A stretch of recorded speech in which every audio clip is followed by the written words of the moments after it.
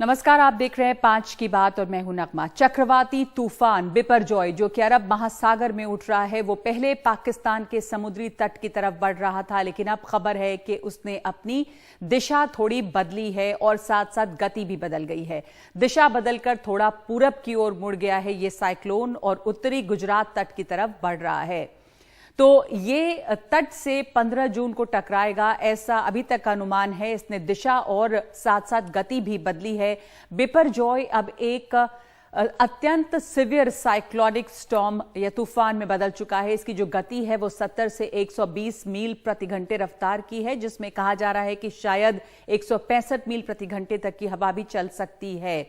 तो पहले एक एनिमेशन के जरिए, एक ग्राफिक्स के जरिए आपको दिखाते हैं कि ये जो तूफान है बिपरजॉय, वो किस तरह से अब अपना रास्ता बदल रहा है, जो उसकी दिशा है वो कैसे बदल रही है। तो ये पूर्व मध्य अरब सागर के ऊपर लगातार उत्तर की ओर बढ़ रहा है। ये देखिए, आप इसमें देख सकते हैं इसके जरिए कि ये तूफान कैसे घूम रहा है और किस तरह से गुजरात तट की ओर जो है ये बढ़ रहा है।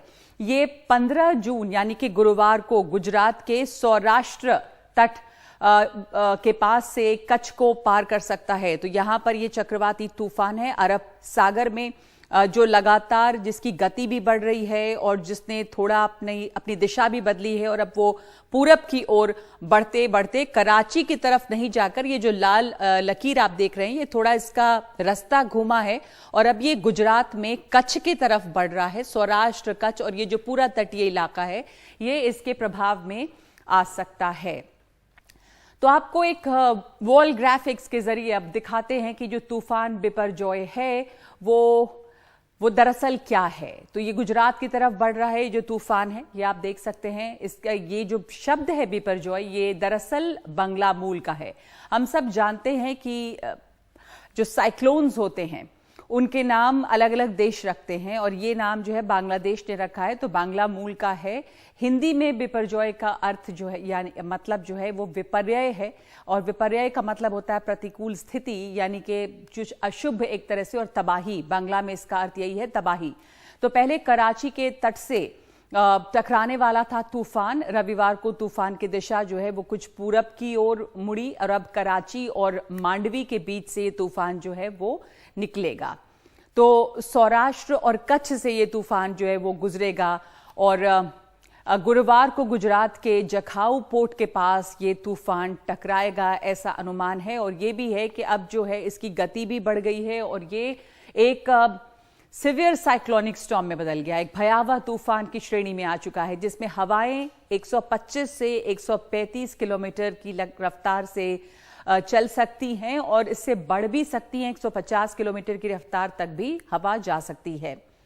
तो अभी से ही इस तूफान का असर, समुद्री तूफान का असर पश्चिमी तट पर नजर आने लगा है।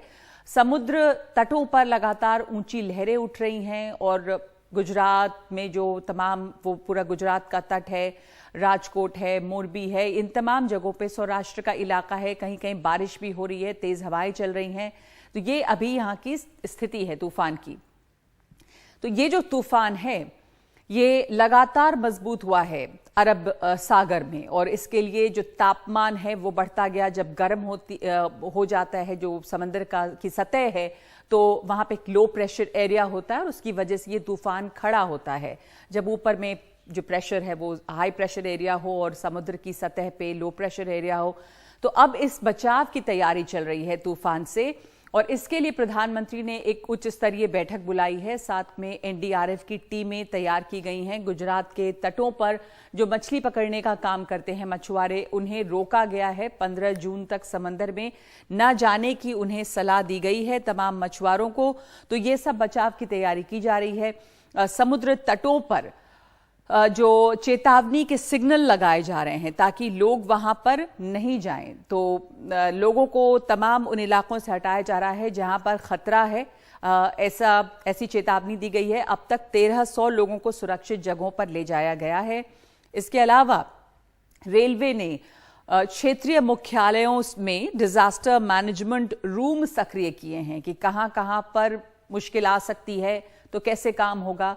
भावनगर है, राजकोट, गांधीधाम और अहमदाबाद में रेलवे के इमरजेंसी कंट्रोल रूम बने हुए हैं। रेलवे बोर्ड के वॉर रूम से लगातार निगरानी रखी जा रही है, क्योंकि असर जो है वो यहाँ पर भी हो सकता है।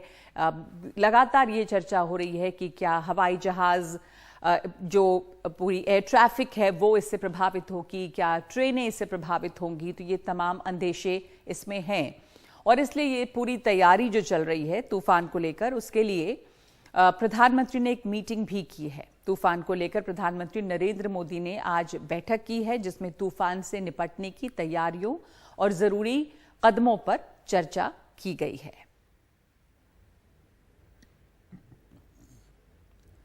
तो तमाम जो तैयारियां हो रही हैं उस पर, और इस वक्त की स्थिति जो है वो क्या है, खास करके महाराष्ट्र गुजरात के इलाके में। और महाराष्ट्र में क्योंकि अब ये कहा जा रहा है कि सिर्फ गुजरात ही नहीं, आसपास के जो दूसरे राज्य हैं वहां पर भी शायद कुछ असर होगा। सोहित हमारे साथ जुड़ गए हैं।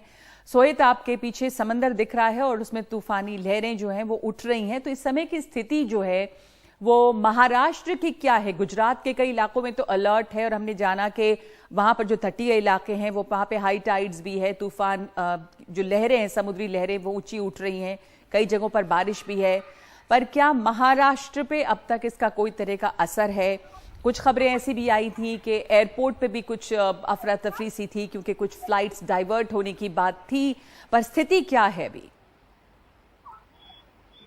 जी, सबसे पहले अगर आप तस्वीरें देखें तो जरूर समुद्र पर इसका असर साफ तौर पर देखने मिल रहा है। जो समुद्र की लहरें हैं वो उफान पर हैं। या आप देखिए, अगर बांद्रा वोली सीलिंग पर भी अगर आप नजर डालें तो उनके जो पिलर्स हैं उस पर भी जोर से जो समुद्र के जो लहरें हैं वो टकराते हुए नजर आएंगी। तो जरूर समुद्र में इसका असर देखने मिल रहा है। और बिपर जो साइक्लोन है उसके वजह से ही एनडीआरएफ ने मुंबई में 2 एडिशनल टीम को लाया है एज अ प्रिकॉशनरी मेजर। और कहीं ना कहीं इसके लिए कई जगह पर अलर्ट दी गई है। मछुआरों को समुद्र में नहीं जाने कहा गया है। और रही बात एयरवेज की, तो मैं आपको बता दूं, कल जरूर यहाँ से 540 किलोमीटर दूर जो साइक्लोन था वो मुंबई से पश्चिमी तट से 540 किलोमीटर दूर था, लेकिन उसका असर देखने मिला। हालांकि उसका एयरपोर्ट में जो डिले हो रहा था उससे कोई लेना देना नहीं है, यह एयरपोर्ट अथॉरिटीज का कहना है।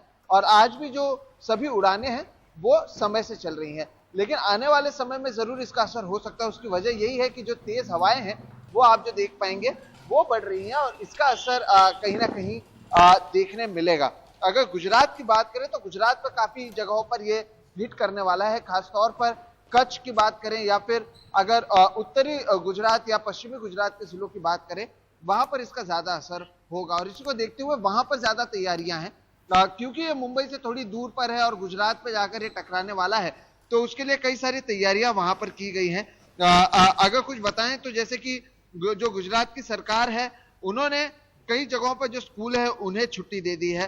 खासतौर पर कच्छ, जामनगर, द्वारका, जूनागढ़, ये ऐसे सौराष्ट्र के इलाके हैं जहां पर कई प्रिकॉशनरी मेजर लिए गए हैं। द्वारका से करीबन 1300 लोगों को अब तक हटाया भी गया है। और जो बात की गई है आईएमडी अधिकारियों से, उनका ये कहना है कि 2 से 3 मीटर तक जो ऊंची लहरें हैं वो देखने मिलेंगी और भी कई सारी परेशानियां हो सकती है, लेकिन मुंबई में भी जरूर समुद्र पर इसका असर साफ तौर पर देखने मिल रहा है। जी, धन्यवाद आपका सोहित। मुंबई में भी जो समुद्री इलाका है जहां पर जो लहरें हैं वो ऊंची उठ रही हैं, लेकिन इस समय और मौसम पर किसी तरह का और असर नहीं देखा जा रहा है मुंबई में। इस साइक्लोन के बारे में, साइक्लोन की जो दिशा है और साइक्लोन की जो गति है और साइक्लोन का इस समय क्या रुख है, हमारे साथ जुड़ रहे हैं जीपी शर्मा, प्रमुख हैं मौसम विज्ञान स्काईमेट के। धन्यवाद आपका जुड़ने के लिए हमारे साथ। और आपसे ये समझना चाहेंगे कि इस समय जो स्थिति है साइक्लोन की, वो उसने अपनी गति भी उसकी तेज हो गई है, उसने अपना रुख भी थोड़ा बदला है। तो क्या प्रेजेंट उसकी स्थिति है और गुजरात के अलावा आसपास के इलाकों में भी क्या इसका असर किन इलाकों में देखा जा सकता है? पहले कराची तट की ओर बढ़ने का था, लेकिन अब इसकी जो दिशा है वो थोड़ी बदल गई है। शर्मा जी, धन्यवाद नगमा। देखिए, ये जो स्टॉर्म है, एक्सट्रीमली सीवियर साइक्लोनिक स्टॉर्म, अभी पिछले 6 घंटों के अंदर इसमें कुछ थोड़ा कम हुआ है इसका प्रभाव, जैसे जिसको वेरी सीवियर साइक्लोनिक स्टॉर्म कहते हैं, उसमें ग्रेड में बदल गया है। पहले भी वो वेरी सीवियर था, उससे एक्सट्रीमली सीवियर बन गया था, लेकिन अभी एक बार फिर से वापस वेरी सीवियर साइक्लोनिक स्टॉर्म। और जैसे जैसे ये आगे बढ़ेगा तो समुद्र में तापमान धीरे धीरे थोड़ा कम होने की वजह से इसकी इंटेंसिटी में थोड़ी और कमी जरूर आएगी, लेकिन फिर भी जब ये लैंडफॉल करेगा तो साइक्लोन स्टॉर्म तो तब भी रहेगा, मैं कहूंगा सीवियर साइक्लोन स्टॉर्म रहेगा तब भी। तो इसलिए हमें सावधानी बरतने की तो बाकायदा जरूरत रहेगी। हाँ, जो सिवियर साइक्लोनिक स्टॉर्म होता है उसमें हवाओं की गति जो है वो 100 किलोमीटर प्रति घंटे की रफ्तार से ज्यादा से चलती है। देखिए, दो तरह की गति है। एक तो जो स्टॉर्म के इर्द गिर्द जो हवाएं होती हैं वो, दूसरा स्टॉर्म का अपना मूवमेंट होता है। जैसे आपने देखा पिछले 3-4 दिन से ये समुद्र में है तूफान, और खासकर पिछले 48 घंटे में बहुत ही धीमी गति से चला है, बिल्कुल हल्की शिफ्ट हुई है इसमें। तो इसलिए उसके कारण इसकी इंटेंसिटी बढ़ जाती है। जितना ज्यादा समुद्र में रहेगा उतनी इंटेंसिटी उसकी बढ़ती रहती है, क्योंकि तापमान ज्यादा होता है, और ये इसीलिए एक एक्सट्रीमली सीवियर साइक्लोन भी बन गया। अभी जैसे आपने बताया कि एक परिस्थिति आती है, ड्रिज बोलते हैं उसको, सब ट्रॉपिकल ड्रिज, जब उसके दूसरी ओर चला जाता है तो ये गति जरा पकड़ लेता है, ज्यादा तेज हो जाता है। तो ऐसा ही इसके साथ भी हुआ है। अभी ये जो रिज है, एक लाइन होती है, उसको क्रॉस किया है और अब ये रिकर्व भी किया है नॉर्थ ईस्ट की तरफ रिकर्व करके, इसलिए स्पीड थोड़ी बढ़ भी गई है। जो पहले 5 किलोमीटर प्रति घंटा इसकी स्पीड से लगभग चल रहा था या उससे भी कम, अब लगभग 8-9 किलोमीटर इसकी स्पीड बढ़ गई है, और अभी इससे और बढ़ने की संभावना रहेगी। देखिए, जहां तक सौराष्ट्र का सवाल है, ये सौराष्ट्र का तट से तो थोड़ी दूरी बना के रखेगा। चाहे आप सोमनाथ, पोरबंदर, द्वारका, ओखा, जामनगर की बात करें, उससे तो ये दूरी थोड़ी बना के रखेगा। बहुत सेफ डिस्टेंस नहीं, पर फिर भी कुछ सेफ डिस्टेंस तो रहेगा। कोई डैमेजिंग जिसको कहते हैं कैटास्ट्रोफिक इफेक्ट इन क्षेत्रों में तो नहीं होगा। पर क्योंकि ये रिकवर कर रहा है और ये कच्छ की तरफ जा रहा है, कच्छ का जो बॉर्डर टाउन है, ये जो आपने जकाऊ की बात की, मैं उस एरिया में रह चुका हूँ, सर्व किया हुआ है। नलिया एयर बेस है, तो नलिया और जकाऊ एक साथ बगल बगल में दोनों है। ये करीब करीब उसके पास से गुजरेगा। लखपत, नलिया और जकाऊ ये लगभग एक लाइन में है, और उसके पास ही इसको तट करने की पार करने की संभावना रहेगी। जैसा मैंने कहा, स्टॉर्म है, इसलिए सावधानी बरतने की जरूरत रहेगी। हवाएं 100 किलोमीटर से ज्यादा उस वक्त भी होंगी। लैंडफॉल हालांकि 15 तारीख को होगा, अभी दूर है, हमारे पास तैयारी करने का समय है, इसलिए सभी एहतियाती जो कदम है वो उठाने चाहिए। लोगों को जरूरत है तो सेफ शेल्टर जिसको कहते हैं वहां ले जाना चाहिए। जो असेट्स हैं उनको सिक्योर कर लेना चाहिए समय रहते।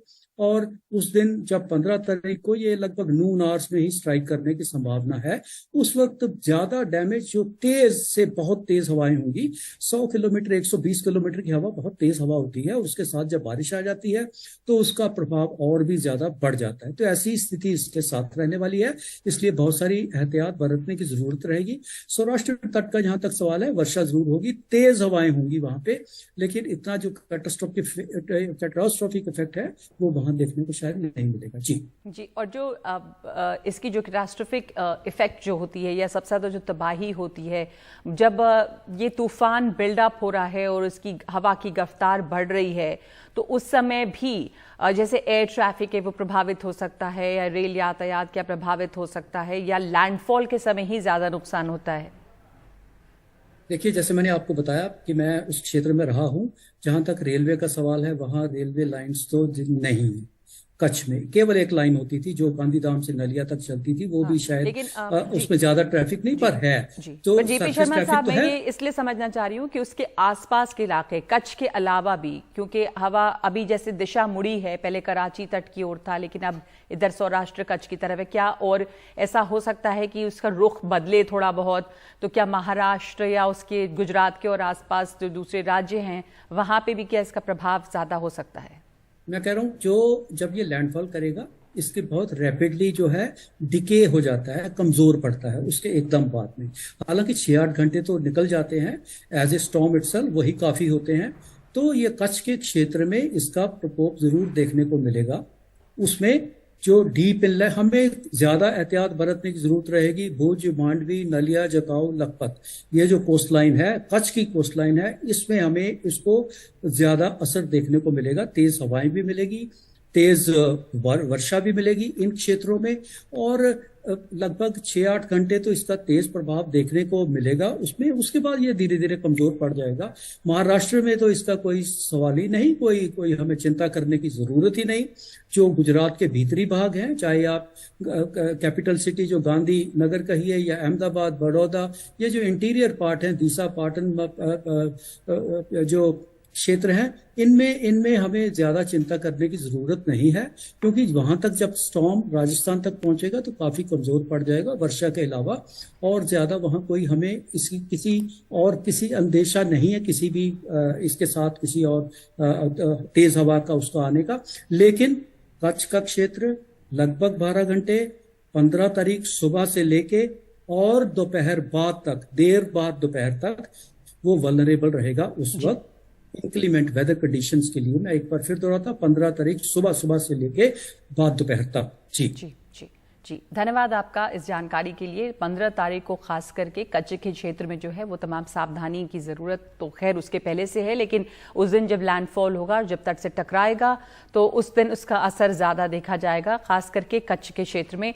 बाकी जगहों पर जैसा अभी अनुमान है कि बहुत ज्यादा असर नहीं होगा, और लैंडफॉल यानी कि जब समुद्री तट से टकराता है तूफान, तब तक थोड़ा वो कमजोर पड़ेगा, और इसलिए ऐसी उम्मीद की जा रही है कि बहुत ज्यादा इसका असर नहीं हो। लेकिन उसके पहले जो हवाएं तेज चलती हैं वो काफी तेज होंगी हवाएं, और इसलिए उससे नुकसान जो है वो होता है। लोगों को समुद्री इलाकों में जाने के लिए मना किया गया है, मछुआरों को समंदर में जाने से मना किया गया है। जो लोग उन इलाकों में रहते हैं उन्हें वहां से हटाया गया है, दूसरे इलाकों में ले जाया गया है। खास करके जो छोटी छोटी इमारतें, बिल्डिंग्स, झोपड़ियां इस तरह की होती हैं, वहां पर से उन लोगों को रेस्क्यू किया गया है। तो इस पूरी तैयारी जो है इस साइक्लोन से निपटने की वो की जा रही है इस वक्त। तो लगातार हम इस पर अपडेट देते रहेंगे। आगे बढ़ते हैं दूसरी खबर पे। भोपाल में सतपुड़ा भवन में खबर आई है कि आग लगी है। ये इमारत कई मंजिला है और दमकल विभाग के लोग आग पर काबू पाने की कोशिश में इस वक्त हैं। सतपुड़ा भवन शहर की काफी अहम इमारतों में से एक है। इसी बिल्डिंग से मध्य प्रदेश सरकार का उच्च शिक्षा विभाग संचालित होता है। ये तस्वीर आप जो देख रहे हैं ये सतपुड़ा भवन की है, जिसमें आग लगी है और कई मंजिला इमारत है। ये आग कई मंजिलों पर दिखाई दे रही है। कम से कम 2 मंजिल जो है वो इससे प्रभावित तो है ही। वहाँ पर दमकल विभाग है जो आग बुझाने की कोशिश में लगे हुए हैं। काफ़ी अहम इमारत है ये भोपाल में सतपुड़ा भवन, क्योंकि सरकार के उच्च शिक्षा विभाग का काम जो है वो यहीं से संचालित होता है।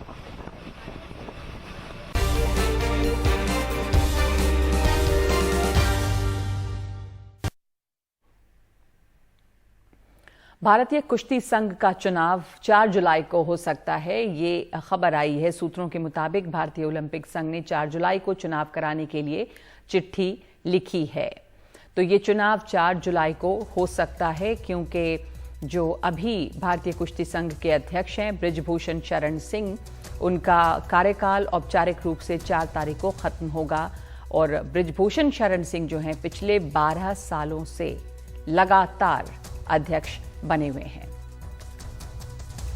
अखिलेश, इसके ऊपर और क्या जानकारी है? ये तमाम जो कुश्ती संघ ये एक विवादों के घेरे में रहा, बृजभूषण शरण सिंह के ऊपर तमाम तरह के आरोप, और इस बीच चुनाव अब हो रहे हैं, तो कई तरह की समस्याएं रही हैं कुश्ती संघ के साथ। अभी क्या खबर है इसमें? देखिए, एक तरह से कहा जा सकता है कि कुश्ती संघ पर जो बृजभूषण शरण सिंह का अध्याय था वो समापन हो जाएगा 4 जुलाई को, क्योंकि उस दिन इंडियन ओलंपिक एसोसिएशन की ओर से कह दिया गया है कि आप जो है चुनाव करा लीजिए। भारतीय कुश्ती संघ को चिट्ठी लिख दी गई है। इसके लिए रिटर्निंग ऑफिसर भी आईओ की ओर से नियुक्त कर दिया गया है। तो यानी जो भारतीय कुश्ती संघ का चुनाव है उसकी औपचारिक प्रक्रिया अब शुरू हो गई है। इसमें दरअसल हुआ यह था कि जब पहलवानों की मुलाकात हुई थी हाल ही में खेल मंत्री अनुराग सिंह ठाकुर से, तो ये बात कही गई थी कि 30 जून तक भारतीय कुश्ती संघ का चुनाव करा लिया जाएगा।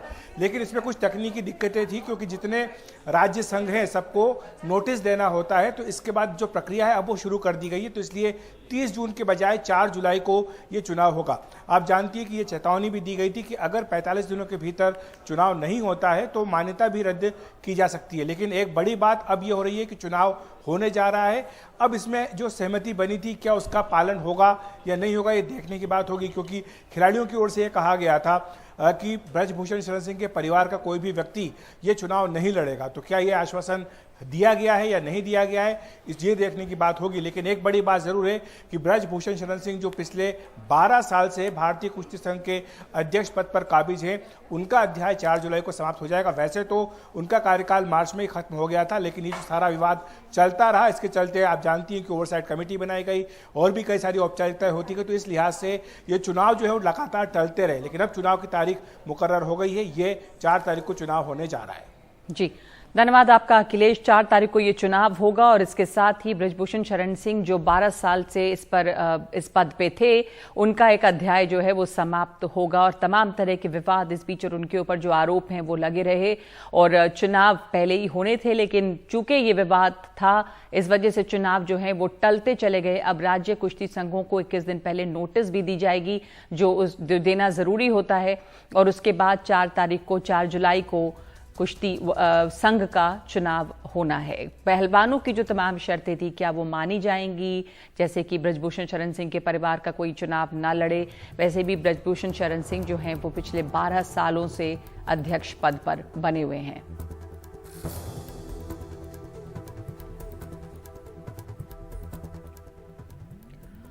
और इसके अलावा हरियाणा में सूरजमुखी के लिए एमएसपी की मांग को लेकर किसान प्रदर्शन कर रहे हैं। उन्होंने दिल्ली चंडीगढ़ नेशनल हाईवे को जाम कर दिया है। किसान आंदोलन के चलते ट्रैफिक रूट डाइवर्ट किया गया है। कुरुक्षेत्र में महापंचायत के बाद किसानों ने पिपली में NH44 को जाम किया। किसानों की 2 मांगे हैं कि जिन किसानों को हिरासत में लिया गया है पहले उन्हें छोड़ा जाए और इसके अलावा सूरजमुखी के बीजों को तय MSP पर ही खरीदा जाए। अब ये जो नेशनल हाईवे को जाम किया गया उसकी वजह से कई रूट्स जो हैं वो बदले गए हैं, जैसे दिल्ली से चंडीगढ़, चंडीगढ़ से करनाल, दिल्ली, चंडीगढ़ से हिसार, ये तमाम रास्ते प्रभावित हैं और इनका रूट बदला गया है।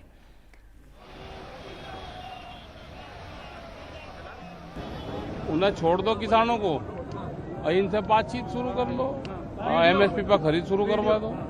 2 ही तो सवाल है। आप जिस तरह देख रहे हैं सारे किसान हाईवे पे चढ़ गए और हाईवे जाम। अब भाई पुलिस ने रोके क्यों नहीं? भाई पुलिस रोक लेती है, ये तो वहीं बैठ जाते जहाँ पुलिस रोकती। अब यह पुलिस ने रास्ता दिया, खोल के लगा नहीं, आगे चले जाओ, आगे चले जाओ। अब तो क्या करें?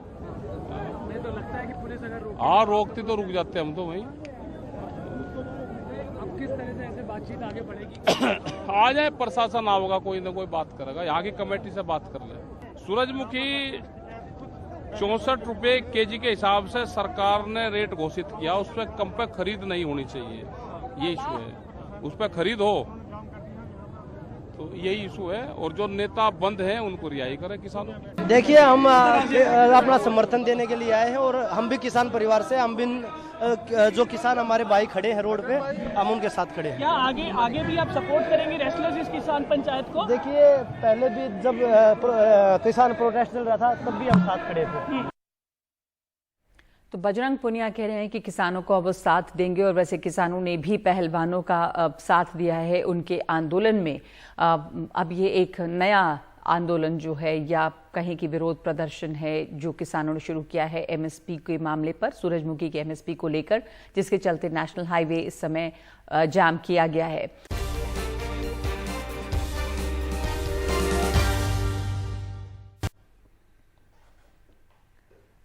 मध्य प्रदेश में विधानसभा चुनाव नजदीक हैं। कांग्रेस पार्टी का आज से वहां मेगा प्रचार अभियान शुरू हो गया है, जिसकी शुरुआत कांग्रेस महासचिव प्रियंका गांधी ने की है।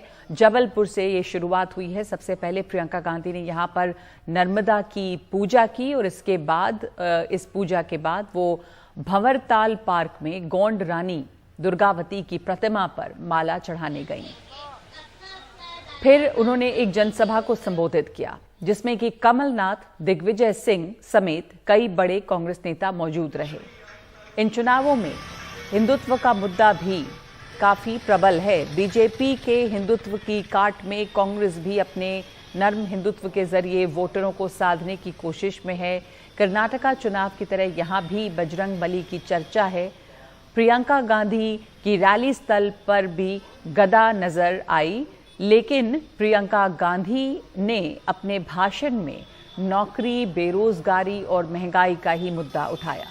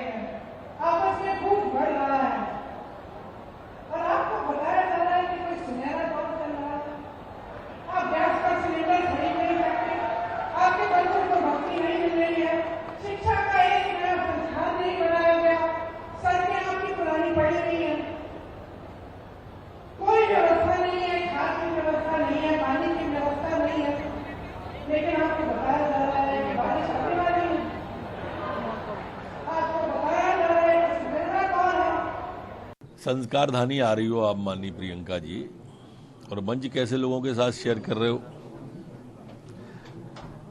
जो महिला को टंचमाल बोलते हैं, आइटम बोलते हैं।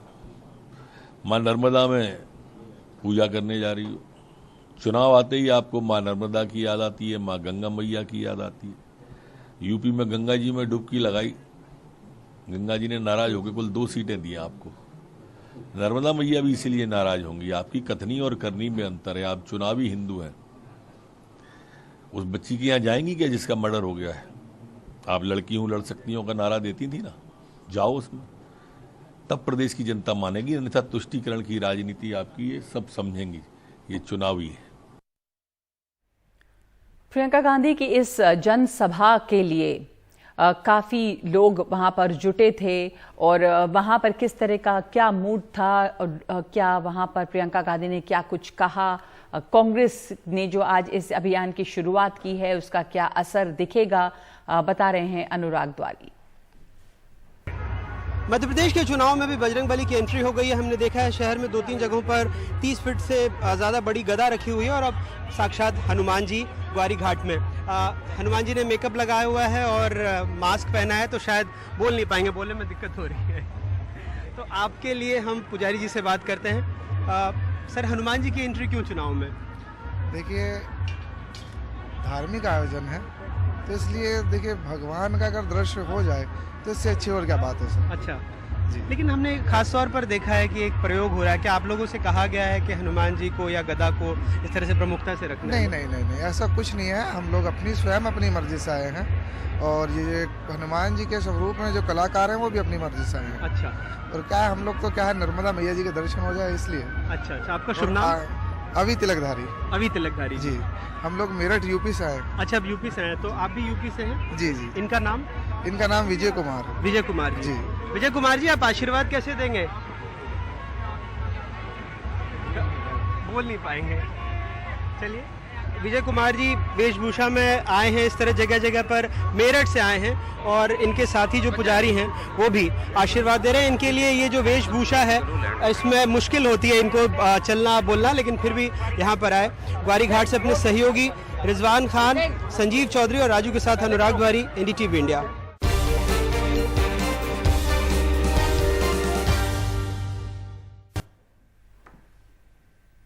वाराणसी में G20 की बैठक शुरू हो गई है। बैठक के दूसरे दिन आज भी G20 समिट में प्रधानमंत्री मोदी ने वीडियो कॉन्फ्रेंसिंग के जरिए विकास मंत्रियों को संबोधित किया है, जिसमें प्रधानमंत्री ने कहा कि विकास को बनाए रखना एक सामूहिक जिम्मेदारी है और कहा कि काशी सदियों से ज्ञान, चर्चा, संस्कृति और अध्यात्म का केंद्र है। इसमें भारत की विविध विरासत का सार है।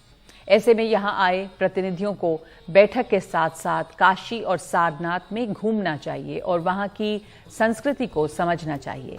13 जून तक चलने वाली इस बैठक में विकास मॉडल पर चर्चा चल रही है। आज की बैठक से पहले प्रतिनिधियों का विदेश मंत्री ने स्वागत किया।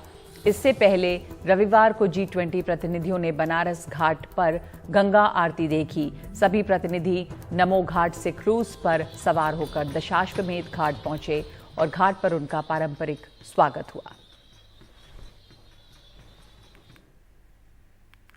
The countries of Global South were severely impacted by the disruption created by the global COVID pandemic,